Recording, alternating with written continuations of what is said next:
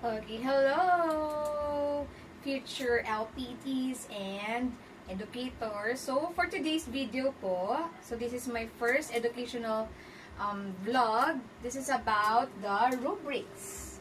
Okay, so, very common po sa atin ang rubrics when it comes on grading.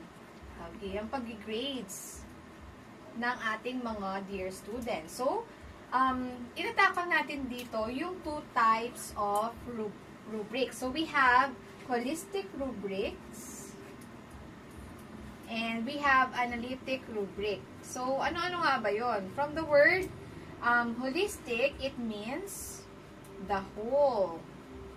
So, you will analyze or you will evaluate the student in his or her whole performance during his about the lessons. Okay, meron ding recitation or yung meron din sila tawag na PETA and exam. So those are the examples lang po.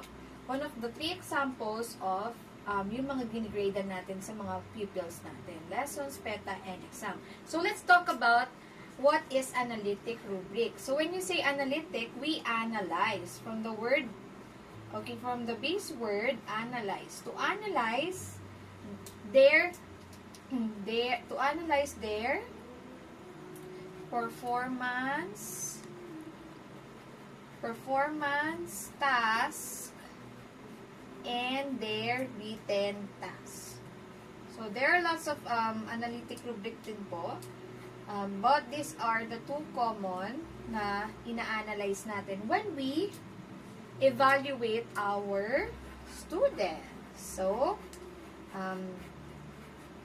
naliwanagan pa. So, we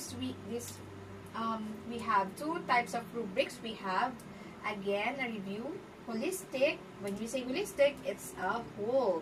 So, we evaluate our student based on their whole performance and written tasks and their exams.